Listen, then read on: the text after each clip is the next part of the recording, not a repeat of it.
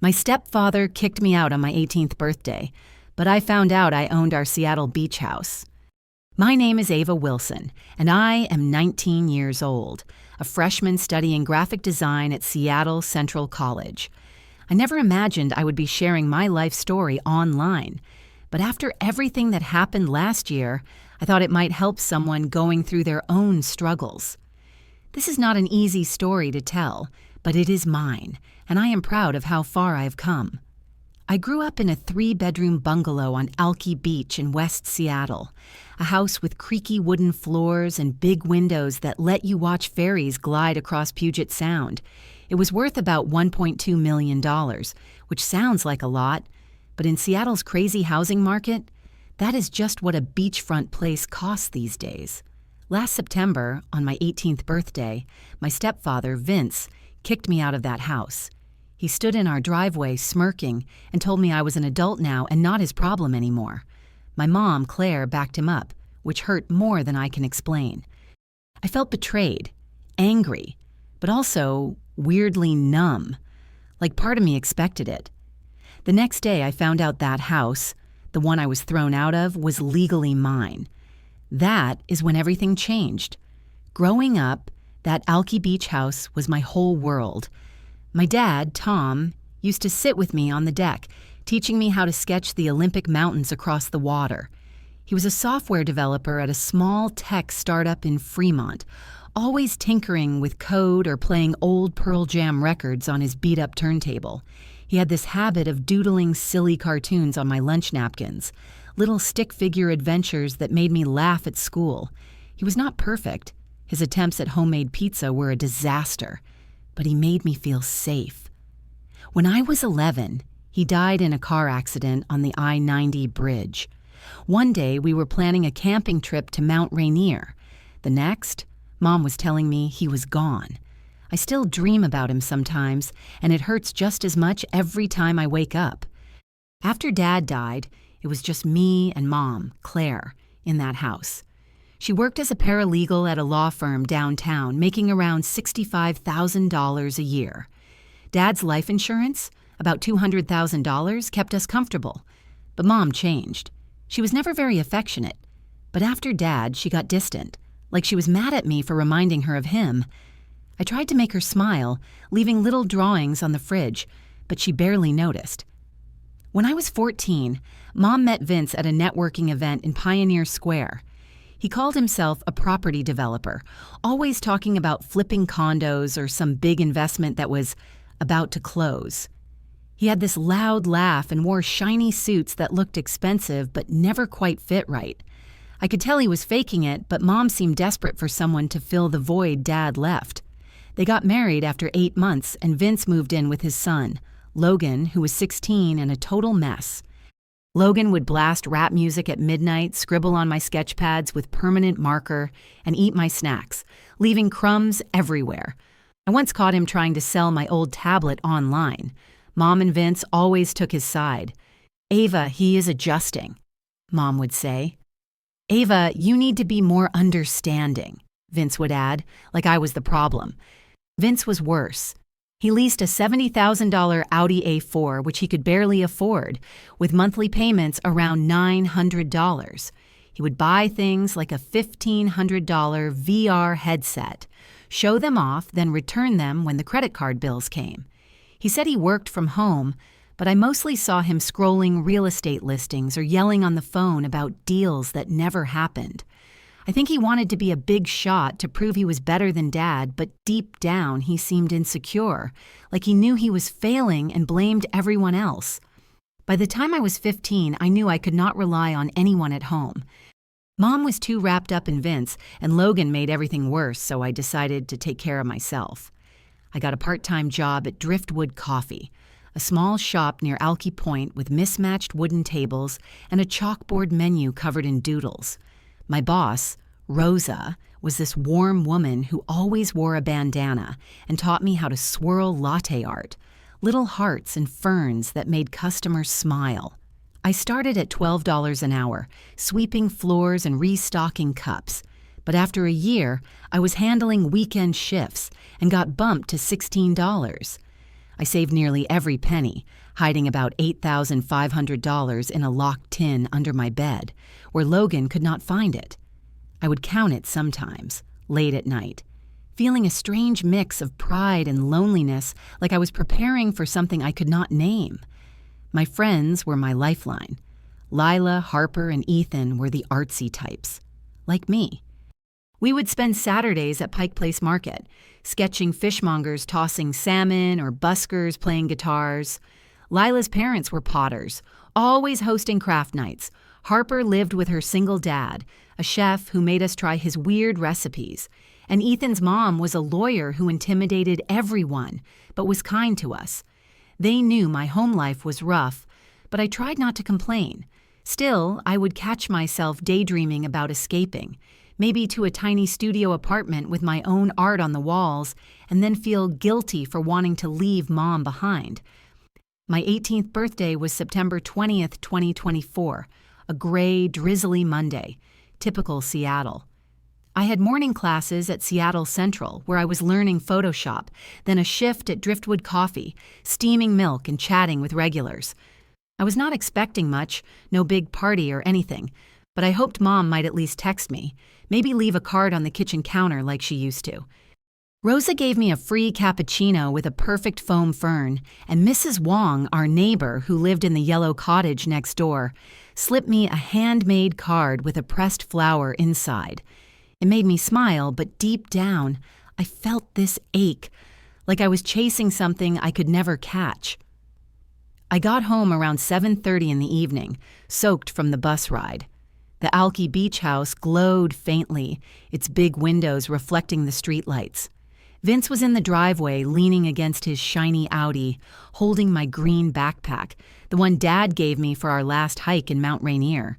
His smirk made my stomach twist. "Happy birthday, Ava," he said, tossing my bag onto the wet pavement. "You are 18 now, time to get out of my house." I stood there, rain dripping down my neck, my brain refusing to process it. "This is Mom's house," I said, my voice shaky. "Where am I supposed to go?" Vince laughed, but it sounded forced, like he was trying to convince himself he was in control. "Ask Claire. She is fine with it. Adults pay their own way." Logan shouted from his bedroom window, "Get lost, loser!" I could see his phone, filming me, probably for some cruel TikTok post. My hands trembled as I called Mom, who was still at her law firm. "Vince threw me out," I said, fighting tears. "My stuff is in the driveway." She sighed like I was bothering her. "Ava, we discussed this. You are an adult now. You need to move on." My chest tightened. "It is my birthday," I whispered, half hoping she would soften. "I know," she said, her voice cold. "This is your chance to be independent." She hung up. I unzipped my bag, some jeans, my sketchbook, a toothbrush, but not Dad's leather journal, the one where he wrote me notes. Logan appeared at the door, dangling it. "Vince sold this last week," he said, smirking. "Said you would not miss it." I lunged, not thinking, but he yanked it away, laughing. Vince gave me 10 minutes to grab anything else. I snatched my laptop, a photo album of Dad, and my cash tin, then walked out, my legs heavy, feeling both furious and like I might cry. Mrs. Wong watched from her porch, her face full of worry, but I could not speak. I just kept walking. That night, after Vince threw me out, I walked down Alki Avenue, the rain soaking through my hoodie, my backpack heavy on my shoulder. My mind was a mess. Part of me wanted to scream at Mom, part of me just wanted to curl up and cry. I texted Lila, my best friend, and she said I could crash at her family's apartment in Queen Anne. Their place was tiny, a one-bedroom with colorful pottery lining the shelves and a sagging couch that smelled faintly of lavender. Lila's mom, Ellen, made me chamomile tea and handed me a pair of fuzzy socks, her eyes soft with concern. I mumbled thanks, but inside I felt like a burden, like I was taking up space I did not deserve. I lay awake on that couch, staring at the ceiling, wondering how my life had unraveled so fast. The next day I went to classes, still in yesterday's clothes, trying to act normal. At lunch, I told Lila, Harper, and Ethan everything. Harper hugged me, her bracelets jingling, and said I did not deserve this. Ethan, whose mom was a lawyer, frowned and said, "They cannot just kick you out like that, can they?" I shrugged, too tired to hope.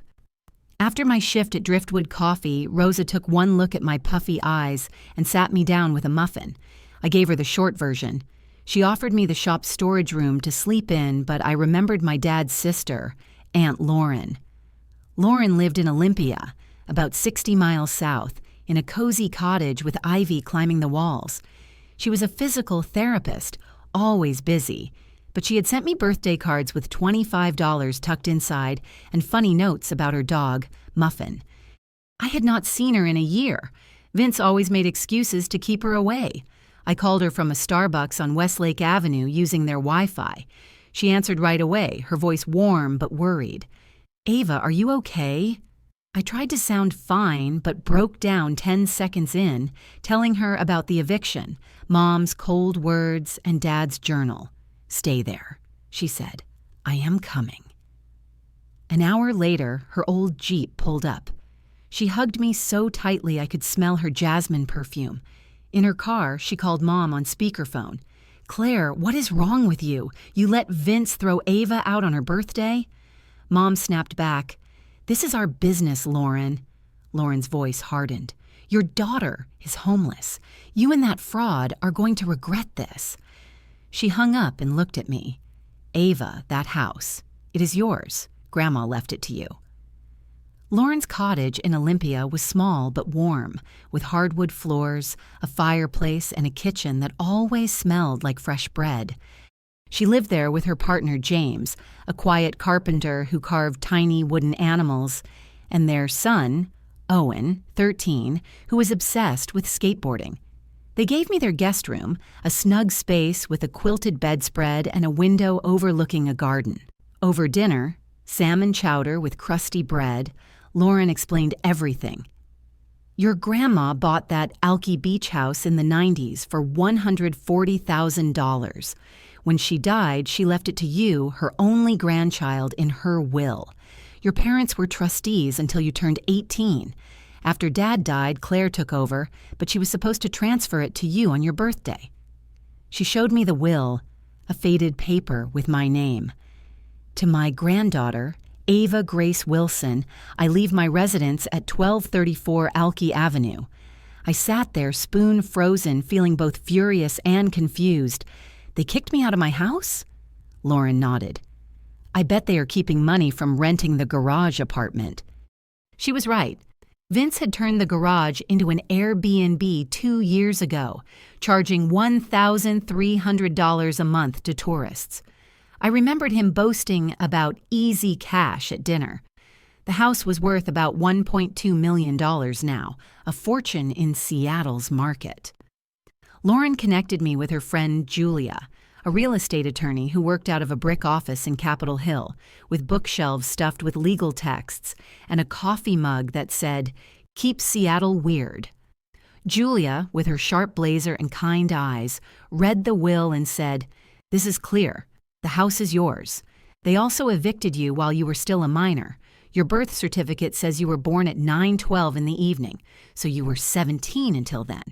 She outlined a plan: file an emergency court petition to reclaim the house, sue for the Airbnb income, and check for any loans against the property. We gathered evidence fast. Lila's parents wrote a statement about me showing up with just a backpack. Mrs. Wong gave us a photo she took of Vince tossing my bag, time-stamped 7:35 in the evening on September 20th. I found Airbnb records on Vince's email. He used password 123, showing $46,000 in income over 2 years. Julia discovered Vince and Claire had taken an $80,000 home equity loan in 2023, which was fraud since they did not own the house. I also showed texts from Vince demanding $250 a month rent from me, $3,000 total, to live in my own home. I felt a spark of hope, but also fear, like I was betraying Mom by fighting back. In early November 2024, we walked into the King County Courthouse, a gray stone building in downtown Seattle with tall columns and a hum of nervous energy. I wore a blazer Lauren lent me, feeling both grown up and like a kid playing dress up. My stomach churned with hope and dread. Hope that I could take back what was mine. Dread that I was betraying Mom by doing this. Julia, our attorney, led the way into a courtroom with wooden pews and a high ceiling. Her office mug, "Keep Seattle Weird," sat on our table, a small reminder of home. Judge Nguyen, a woman with sharp eyes and gray-streaked hair, called the session to order. Julia presented our case, the will naming me as the owner of the Alki Beach House. Mrs. Wong's photo showing Vince tossing my bag at 7:35 in the evening when I was still 17. Airbnb records of $46,000 in rental income over 2 years, and proof of an $80,000 home equity loan Vince and Claire took fraudulently in 2023. I showed texts from Vince demanding $250 a month from me, $3,000 total, to live in my own house. Each piece of evidence felt like a brick in a wall I was building, but also like a wedge between me and Mom. Claire sat across the room, her face pale, picking at her nails. Vince, in a too-tight suit, glared at me, but I saw his hands fidget like he knew he was caught. Their lawyer, a nervous man with a shaky voice, claimed the Airbnb money paid for my food and clothes. Julia countered with my coffee shop pay stubs and receipts for my own phone and art supplies. Judge Nguyen's expression darkened as she listened. She issued a temporary order. Claire and Vince could not collect rent, touch the property, or spend any more of the loan money, and they had to submit financial records within 30 days. As we left the courtroom, Claire rushed toward me, her eyes red. "Ava, we were just trying to teach you responsibility," she said, her voice breaking. I wanted to believe she meant it, but her words felt hollow after her cold phone call. "You taught me to trust no one," I said, my voice steadier than I felt. Vince stepped forward, his face red, but Lauren blocked him. "Not smart, Vince," she said. He backed off, muttering. Over the next month, things unraveled. The financial records showed the $80,000 loan went to a failed NFT project, $50,000, and a $30,000 trip to Vegas, complete with casino receipts. Vince had also taken a $15,000 personal loan right after my birthday, which he lost to online poker sites. I felt sick, not just at the betrayal, but at how Mom let it happen. Maybe she thought Vince's schemes would save them, or maybe she was too tired to fight him. Logan posted on Instagram calling me a greedy traitor, but my friends, Lila, Harper, Ethan, and even Rosa and Mrs. Wong sent messages of support. The Seattle community was small but fierce, and their kindness kept me going, even when I woke up at night, heart racing, wondering if I was doing the right thing. The final hearing was January 12th, 2025, back at the King County Courthouse. The air was crisp, and the city smelled of rain and coffee. I felt nervous but resolute, like I was finally ready to close this chapter. Lauren squeezed my hand as we walked in, her jasmine perfume grounding me. Lila, Harper, Ethan, Rosa, and Mrs. Wong sat in the back, their presence like a warm blanket. Claire, Vince, and Logan were there, too, looking smaller than I remembered. Claire kept her eyes down. Vince's jaw was tight, his suit wrinkled. Logan slouched, scrolling his phone. Judge Nguyen summarized the case.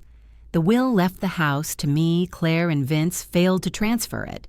They illegally evicted me as a minor, took $46,000 in Airbnb income, and fraudulently borrowed $80,000.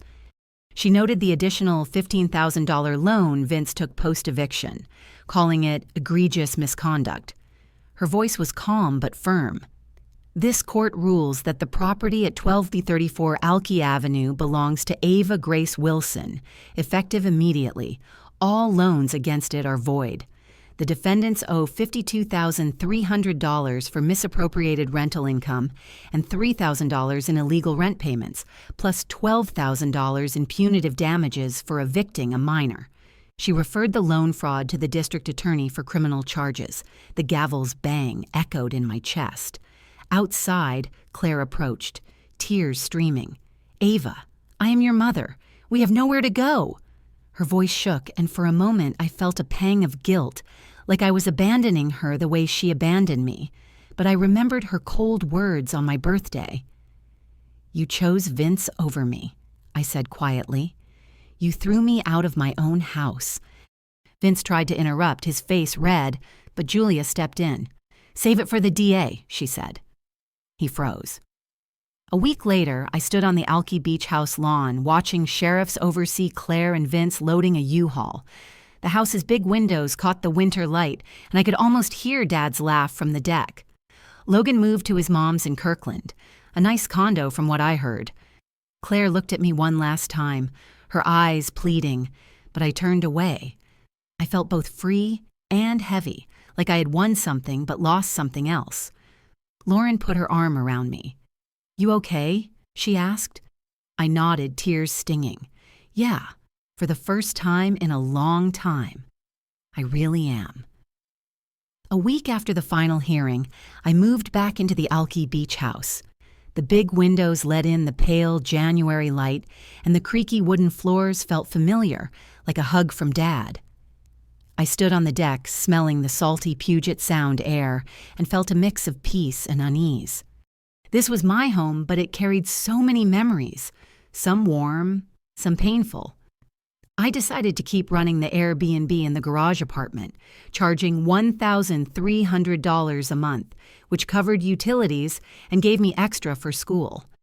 With the $52,300 in restitution and $12,000 in punitive damages, I hired a local contractor to repaint the house's faded exterior for $5,000, picking a soft blue that matched the sea. I also set up a $1,000 a year art scholarship at my old high school in Grandma's name, something small but meaningful to help kids like me who love to create. Claire and Vince moved to a one-bedroom apartment in Linwood, paying about $1,800 a month from what I heard. Vince is facing fraud charges for the loans, and Claire lost her paralegal job when her firm learned about the case. Sometimes I feel a twinge of guilt, like I should have given her another chance. But then I remember standing in the rain with my backpack, her voice cold on the phone. They made their choices. I am focusing on college now, taking graphic design classes, and dreaming of transferring to the University of Washington. Christmas with Lauren, James, and Owen was the best I have had in years. Salmon chowder, homemade ornaments, and volunteering at a Seattle food bank. They are my family now, not by blood, but by love. Was I wrong to fight for my house? I do not think so. Justice is not about revenge. It is about what is fair. This house is mine, but my future feels even bigger.